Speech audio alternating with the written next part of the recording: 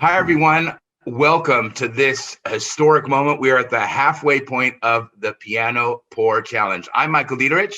And I'm Sacha. And we are meeting today on Zoom for the halfway point, not as far as the length goes, but literally the halfway point of this challenge. For those of you that have been following, you know what's been happening. Some of you might be coming in late, but in January, I challenged Sacha to a something I called it the Pour Piano Challenge, but he went alphabetical and put his instrument first, so it became the Piano Pour Challenge.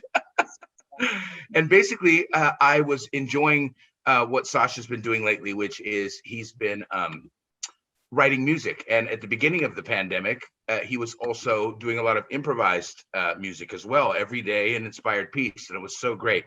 And at the later half of the pandemic, I started painting. And I've been looking for ways to, involve people, to stay in contact with people. It's so hard during the pandemic. And I just came up with this idea of, hey, why don't I enlist Sacha to inspire me, and I'll do the same thing. So basically, the first part of the challenge was you write a song and I'll paint a piece and we'll give it to each other. And that's where we are today, actually. So yesterday, you may have seen the video I posted yesterday, but I drove to Amsterdam and I actually delivered a box, which I see next to Sacha, which has my paintings in it. It's behind him there. And this afternoon, he sent me a sound file, which I was like, I downloaded it and I was like, oh God, I want to hear it, but I haven't heard it yet. So we're actually going to react to each other's pieces today. And as I said, that's the halfway point, because once we've done this, then we have about 12 days. And on around February 12th, we'll make sure that we let you know the date.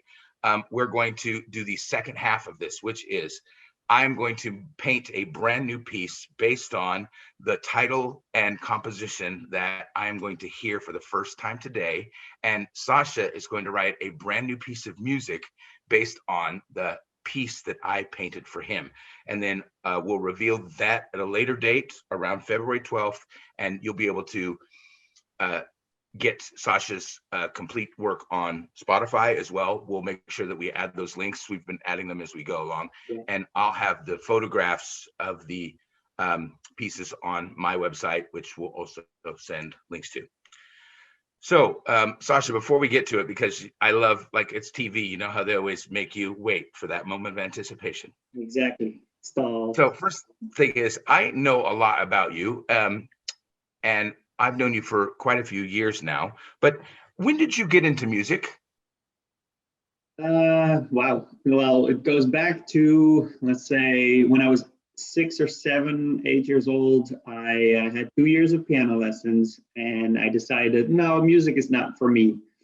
And that's it. No, and then I decided, well, I want to learn my own way.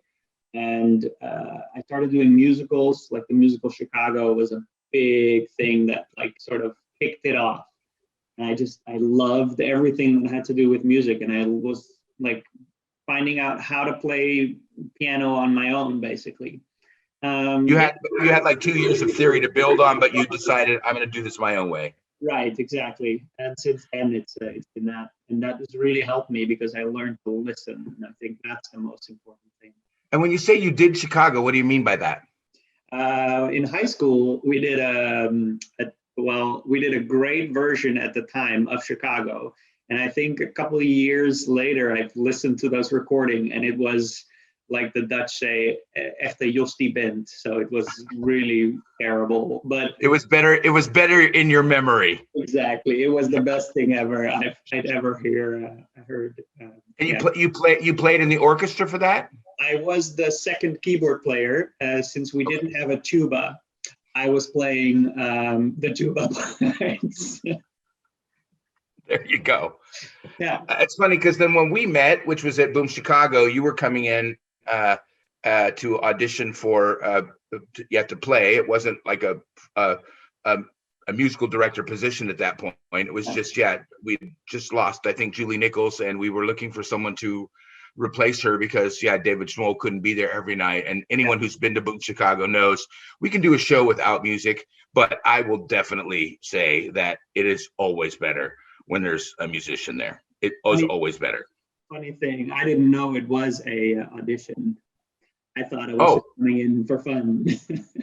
oh, that's great. Oh my God. Well, okay, communication. But I always tell people, if you watch, there's a great version of Star Wars online where it's the final version, but without John Williams' soundtrack. And you watch this movie and it is just awful. Yeah, It's just like, what is this movie all about? And exactly. I did a psychology study about music when I was in college as well, that showed that when you're watching a horror movie, it's not about, being in the dark or being alone in a house. The thing that scares you in the horror movie is the music and the sounds. So we're really creatures of listening that way. Yeah, So yeah, that's great. Had especially. you done any when you went to Boom Chicago? Had you done any improvised music? Yeah, I've done a couple years with another troupe called Easy Laughs. They're here in Amsterdam, and they were great. Like they really embraced me, and like before that, I even did some I played around on the piano with some actors. Some of them were part of Easy Laughs, but they really invited me to join that world of improvisation, and also they encouraged me to you got an ear for it, so train it. And I was like, I'm absolutely going to do it. Yeah. You definitely got an ear for it, and even though you had an ear for it right from the start, especially doing improvised comedy, I've also seen you just from the beginning immediately grow. Dave took you under his wing, and then you also just flourished by yourself as well. I mean, you're a great improv musician. It requires such skill. You have to be so fast. You have to just make your choice and go with it. And people don't realize, I think, sometimes how much the music adds, but more importantly, how much you could ruin the scene if you weren't good either. I've seen that happen a few Yeah, times. so have I.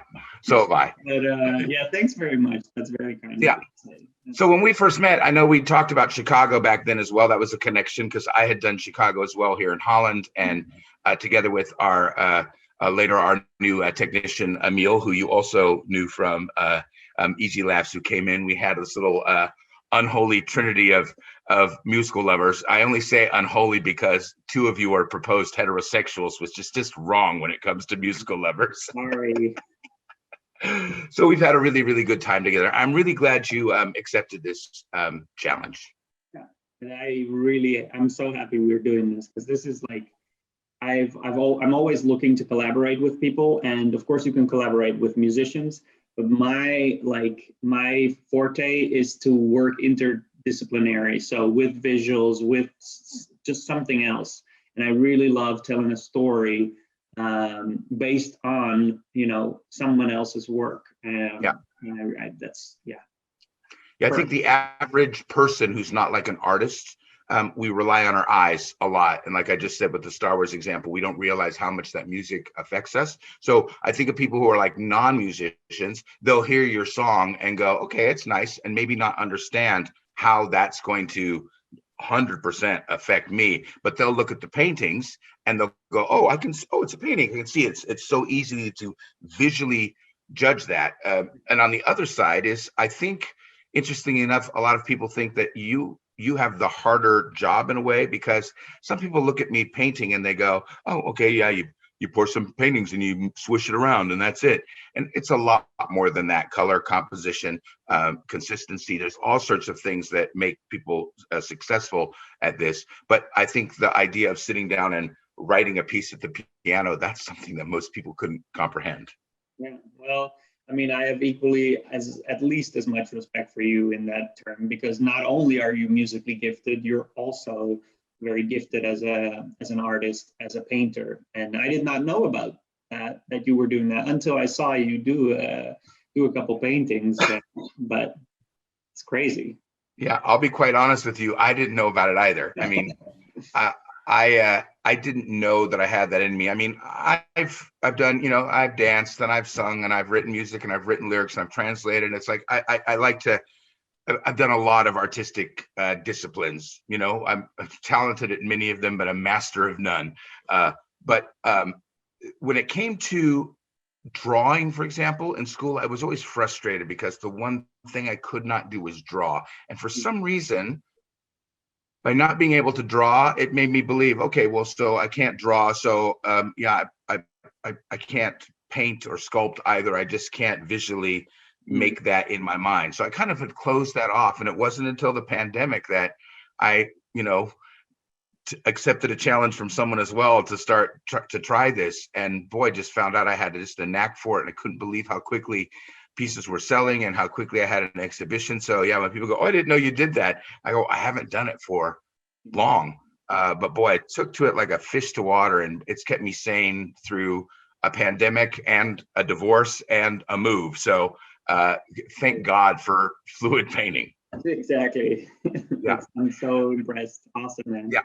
Thank you so much. Well, I know I surprised you yesterday, and I know it's like a kid in a candy shop, and I know you're just dying to open that package. So I am not going to make you wait any longer. I delivered this box to Sacha yesterday because as I like to do things big. You know me, it's go big or go home.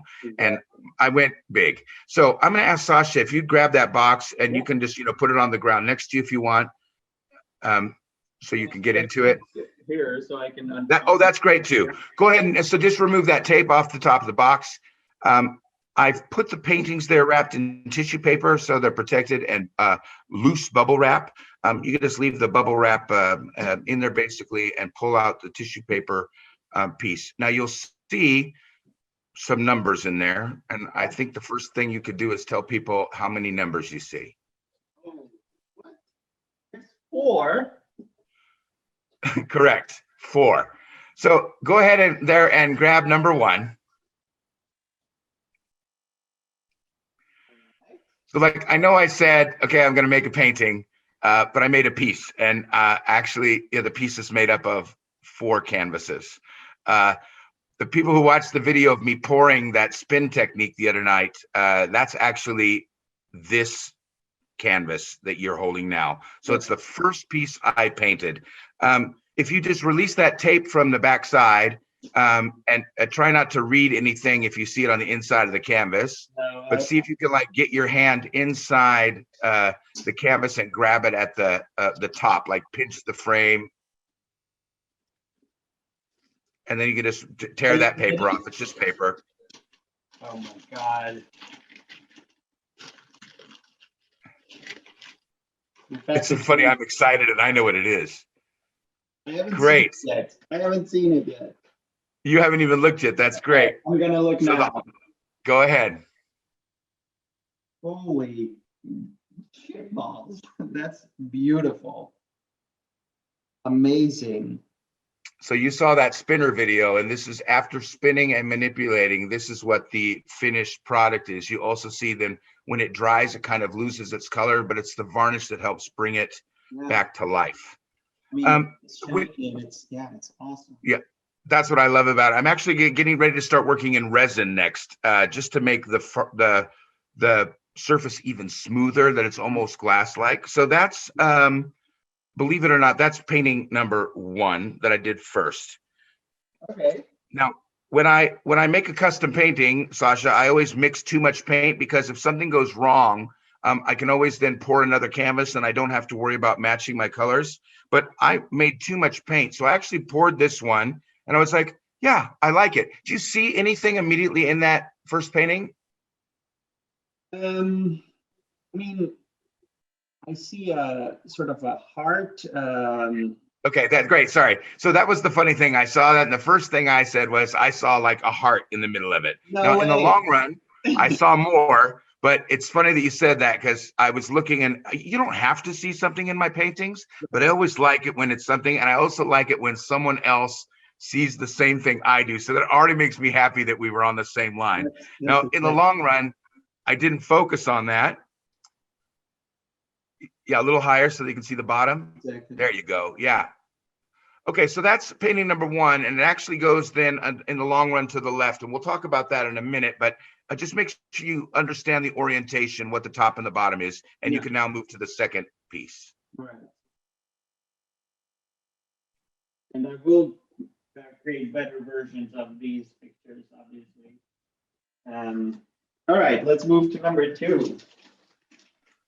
So after I'd finished that painting, I started at like midnight that night, and I'd already had the paints mixed and I finished this one around 1:30, and I thought, yeah, I like it. But since I have the extra paint, I don't want to waste it. Let's do another one. And I made a second piece, and I used a different technique. All right, here we go. I'm not looking. I'm looking away. Oh, yes. Wow. Awesome. Okay, I'm seeing it. Oh, I have no words, Michael. This is so beautiful. Thank you. And it's funny because I was like, okay, even though I see a heart in the first piece, I don't really see much in this piece, but I Yeah. like it. It's like, it's so much better because it's so abstract. And I liked all of the, like the dots, the multicolored dots and how it came out. And I was like, oh, it's so pretty. And now it's like, well, what am I going to do? Because now I've got two pieces and I can't decide. And then I looked and I was like, geez, how much paint did I mix? So at about 3 o'clock in the morning, I then decided, well, you know what? I know a technique that doesn't take that long and will probably use up the rest of this paint. So I had one more 30 by 30 canvas and I thought, why not? Well, lucky me. Lucky you. Let's see. So this is the third one I Three. painted. I love the paper, by the way. Where did you get it? So I ordered when you put varnish on these paintings, you want to make sure it's dry, and if you want to protect them, you don't want to put them directly with bubble wrap because it can leave impressions. So you use tissue paper. Well, I was out, so I ordered it on Amazon, but everything is running late, and I thought, shit, what am I going to do? So I went to my local Chinese restaurant and I asked her if I could have some of her takeaway paper. So it's basically just, oh gosh. Oh my God. Yeah, I forgot how pretty this one was. Now, this is the third one. And then I was like, okay, what do I do? Do I get rid of the first two or do I see if I can combine them? So this was painting number 3, a puddle pour. Yeah. Like it's sediments, it's like rivers, that's crazy. Yeah, just beautiful long lines. Yeah. And I love that gold. I saw it in the previous one as well, those accents with the gold. Yeah, so you knew the colors I used, so I'd already posted Exactly. online. But so that's what's interesting is that even though all 3 paintings are drastically different, I find that the first one and the third one look more like family, but they're all family basically because they're all the same colors. Right. Now, the colors black and white, as I use as a base, they have a tendency to like disappear. Now, you'll see a lot of black in the first one, Yeah. and there's quite a bit of black in the third one. And then the white, you can also see a little bit in the first and the third, and just very little in the second, but it's literally the same colors. I see So when I was done, I had quite a bit of white, quite a bit of black, and just a little bit of the other 4 colors. And I was like, you know what? There is a technique, and it's ironic because it's called the Dutch pour. Now, if you look at that picture, that means in the long run, when you have all 4 pieces, if you bring that closer to the camera, Yeah, this is the orientation. as an artist, that's how it's supposed to be. So, and that is not the number of that you ordered, that you open them in, but every canvas has a number on the back. Okay. So literally, if you look at the paintings you have so far, you open up the first, second, and third, and those are 2, 3, and 4, actually. Yeah, because this one. Because this is the big, yeah, because this is the big piece. It's number 1. It's the last one I poured, and it made me go, this is it. And then suddenly the inspiration hit me and tied the whole thing together. Oh my God. It's so funny because I see entire stories and like, yeah, I can hear this already. It's crazy. I'm not gonna say or sing anything. That makes me so excited because I have no idea. Yeah, I have no idea what it sounds like, to put it that way. So that's great. Well, this is going to be a fun one.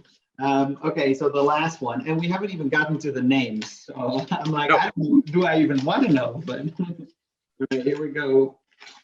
I haven't seen it. I see it black on top. Oh my gosh. What? Oh my gosh. Yeah, sorry. Michael. It's just, I'm sorry. This one is just gorgeous. Oh my God. Can you see it? Yeah. Yeah. So this is the Dutch pour?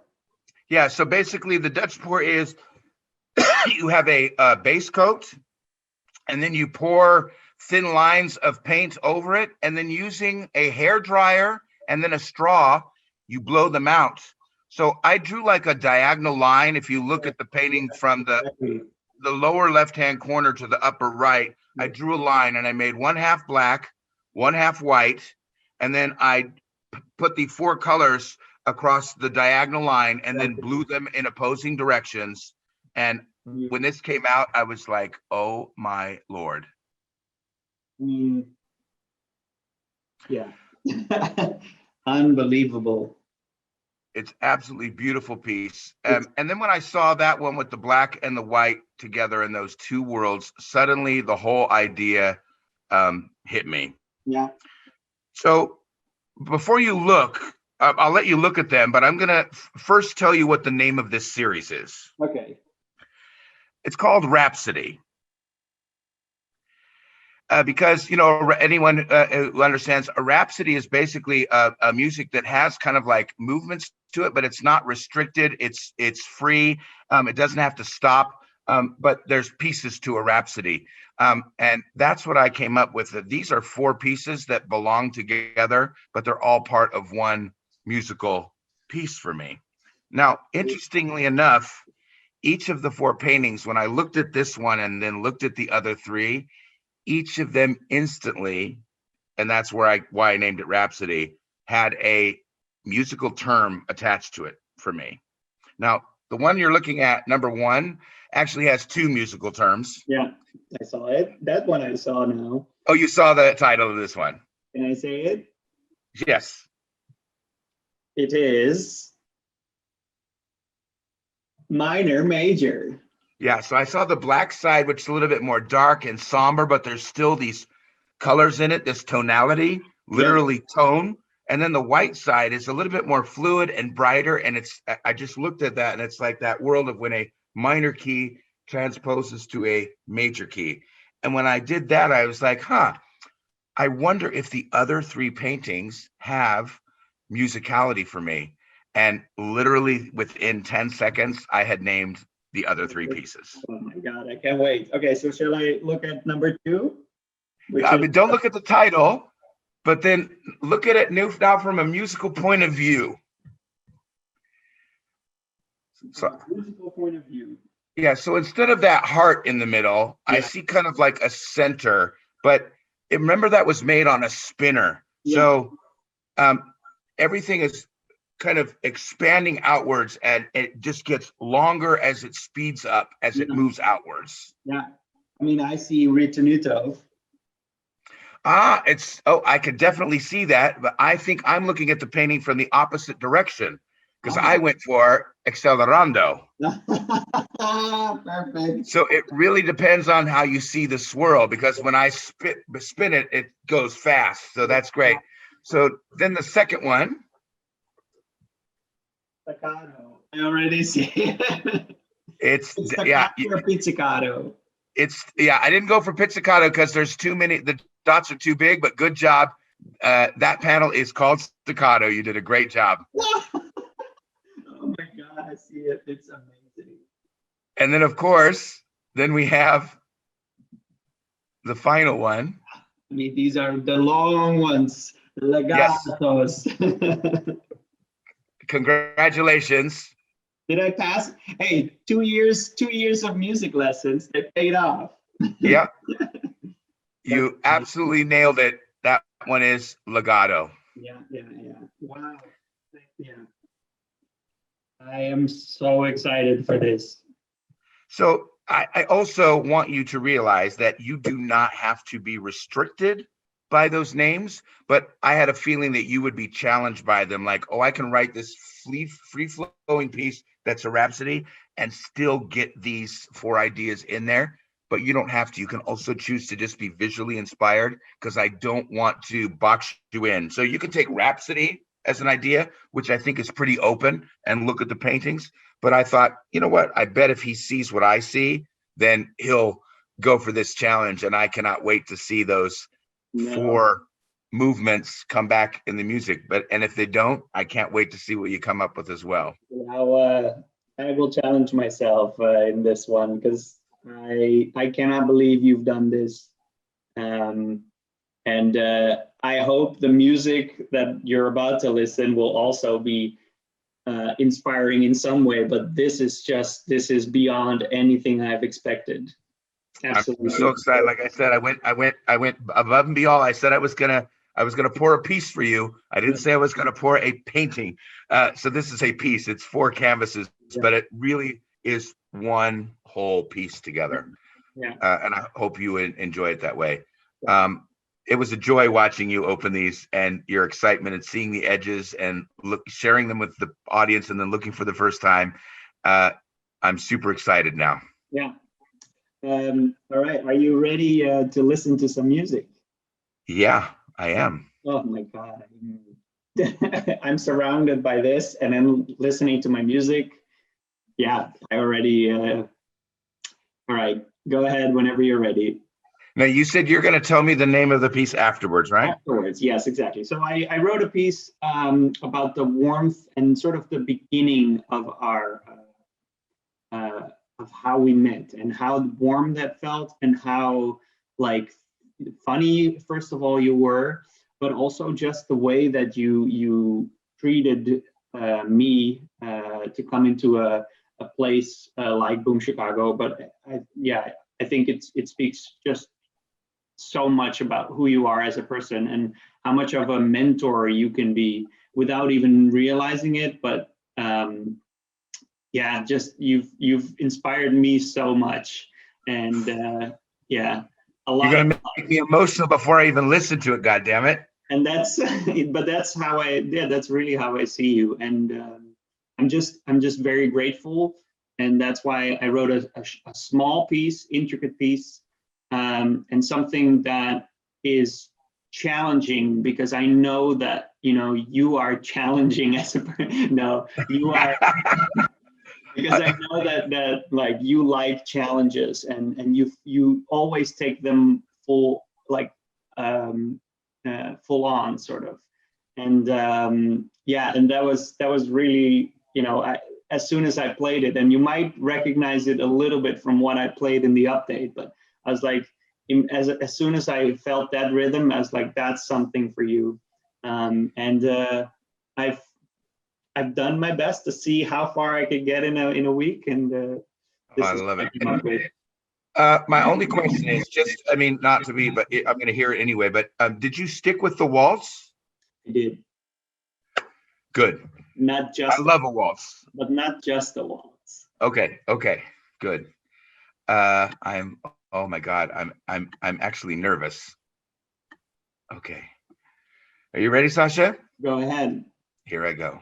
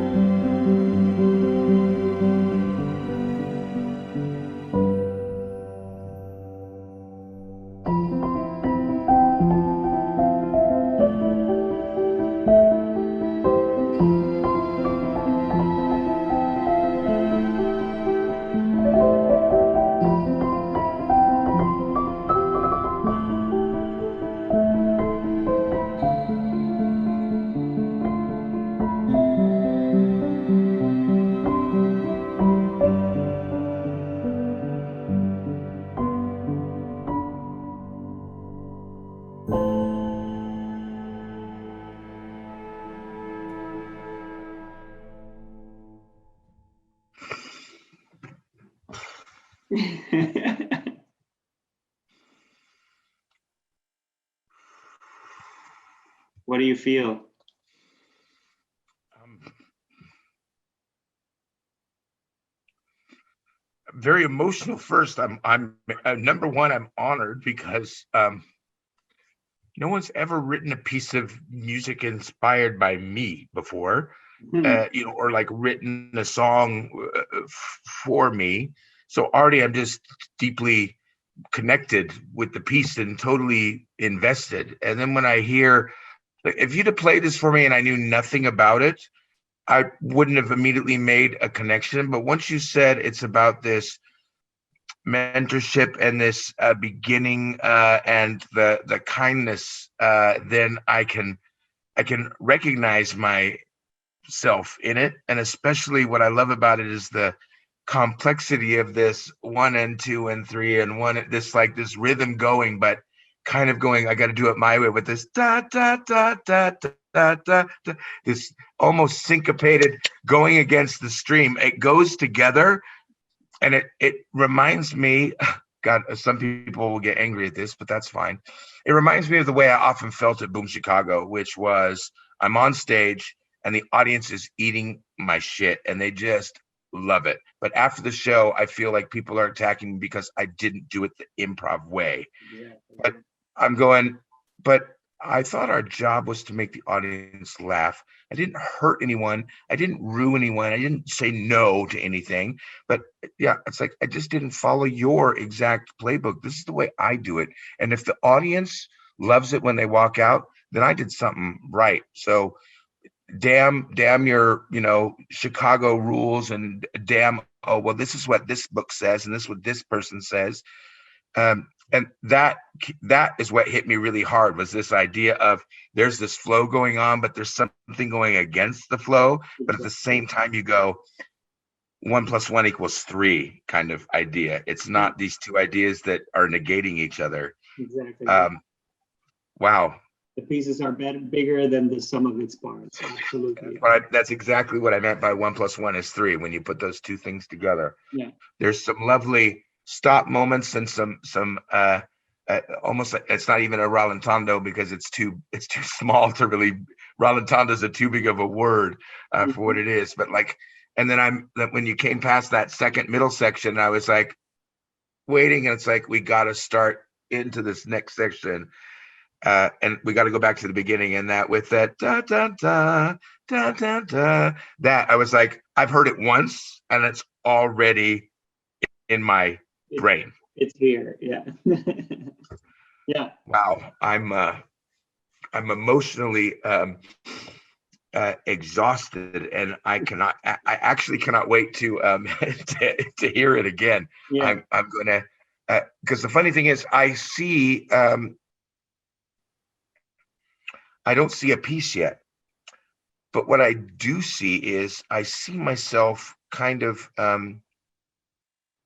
well, I can eliminate some techniques, but I actually see myself pouring. I think I'm actually going to have to get my idea ready and my colors ready. And when I actually apply the colors, I'm going to have to put the music on and almost let the music choreograph my movements, something that I wasn't thinking about. So But yet, amazing. as I was doing it, I was seeing, dapping these colors, these dots out, and these longer lines, and then wait, and I'm just like, I almost think my hands need to do a dance to capture.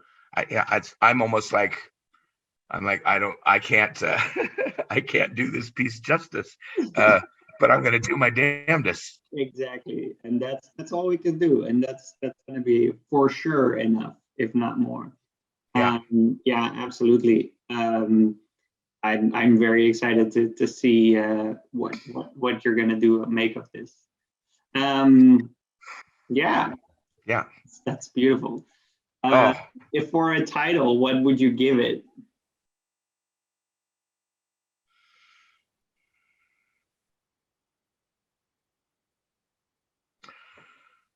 uh, I like, just like a minor major, I like sometimes like contra words that go together. And I would call this piece, yeah, simple complications. Hmm. That's better than mine. Yeah. No, because I had a I I was thinking when I was thinking about this piece, it was that the contrasting going against the grain. But what I also have is you by doing, by doing this pouring and by reinventing yourself, you sort of have found something that you've lost for a long time. And that feeling, sort of, that is to me, the word bliss came to mind. And it's a beginning of your, like a new part of your life. And so it's to me, the piece represents morning bliss, as in you're waking up in the morning ready to start the next chapter of your life. And so Yeah. my title is Morning Bliss. That's fantastic, because morning bliss for me right now is, I see what you're saying and I totally honor that. And I go, my problem is when I get up, I realize my situation. I realize I'm in financial dire straits. I realize that after a relationship and a marriage that I'm actually have taken a step backwards in my situation. I realize that I'm alone and in the middle of a pandemic, but I don't let that get me down. I have to move forward. But during the day, as positive a person as I try to be, those thoughts come in. Yeah. And the only time, and that's why I did 200 pieces in 4 months, was when I turn on the light in that studio and I start mixing those paints. That's morning to me. That's when my day starts. And I feel, then I don't worry about anything. I might have bills to pay. I might have something else it's all gone. So that's when my morning begins. And then I, come downstairs when I'm done the high, and it's like tomorrow I get to see it's drying and blah, blah, blah. And then reality kind of comes crashing back in. So maybe I need to like embrace this piece and see it as the whole day. And yeah, I'm not stuck in one place, but it's hard to continue to move forward. I'm a survivor. I keep going forward, but this piece really wants to very gently give me a kick in the pants. Yeah. That's beautiful. I'm and yeah, of course, like the reality of morning, it's not the morning, but it's the morning of something is awakening. The sun is rising yet again. And Yeah. that's definitely happening for you, because I mean, I can't, and I'm holding it upside down now even, but That's okay. You got major and minor. Yeah, I don't even know what the minor is, but it's so beautiful, Michael. I can't. Yeah. Thank you so much. Unbelievable. Oh, thank you for this. This is so great. Yeah. And now it's like when we started the challenge last week, as soon as we, issued it, I was like, I'm ready to go. And now I'm not ready to go. I'm ready to sit down and like, I want to devour this piece, or have it just, I want it to earworm me until it's like certain songs make me cry. And it's like, okay, if I listen to it 20 times, then I can process it and let it have its place. And then I can start analyzing it. And then when I go up to pour, I go, okay, now let's feel it again. But yeah, I got to analyze this. You've screwed with my mind, Hoedemaker. Yeah. And there's definitely imperfections in there, and I left them in because I couldn't, yeah, I couldn't change it. It was what it was. And it's just as, it is what it is. Well, I mean, I'll interpret that my own way. I'll say, okay, maybe I'm not the one who's imperfect. Sacha is. I can. Exactly. That's true. That's it. On the head. Yeah, awesome, man.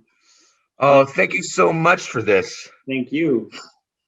So, gosh, we're going to continue to try doing updates. I'm going to try and kick Sasha in the butt to see if he'll do a few more, because I'd love to see what his process is going on the way. I kind of came up with an idea that maybe how you could maybe do that. I think it's easier for me to, show colors and mix things. And I do have some videos ready to go, so we don't, but I don't want us to lose momentum, and people are really enjoying this. So, for the audience that's watching, one of the things that's be coming up in the next week is not only will I post the video, which is a lot of you were angry from the moment I spanned that painting that I stopped, which is the first piece.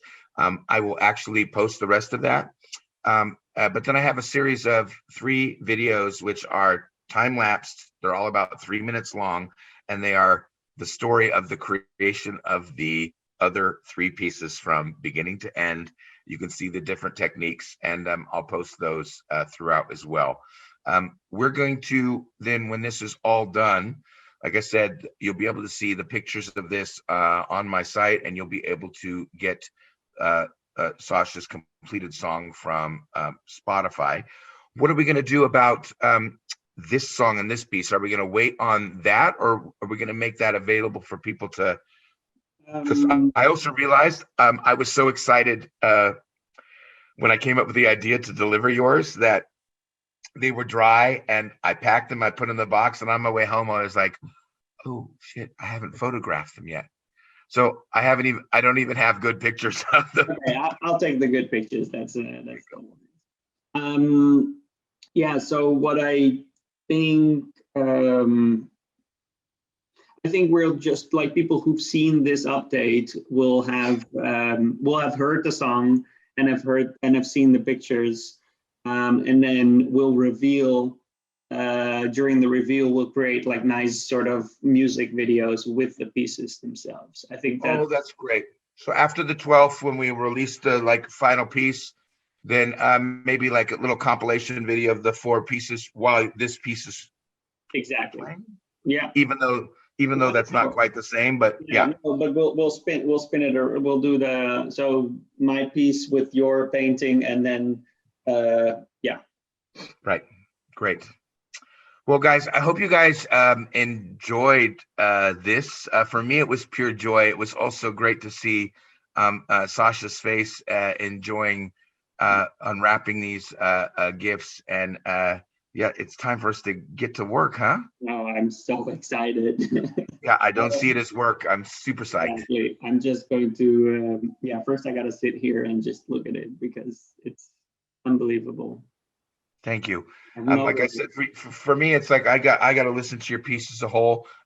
You can choose to do it any way you want, but I recommend number one, spend a little time individually with each piece, but then put them in that order as I pictured, and look at that whole, because it is a piece in the long run, and see how that hits you. Absolutely. No, I will. Awesome. Okay, guys, thank you so much. Tomorrow I will post an update which will show the end of panel number 2, which was painting number 1 that he opened, and show you the rest of that. And then we'll have more updates leading up until February 12th. My name is Michael Dietrich. And I'm Sacha. And thank you for enjoying the Piano Pour Challenge. We'll see you soon. Bye-bye.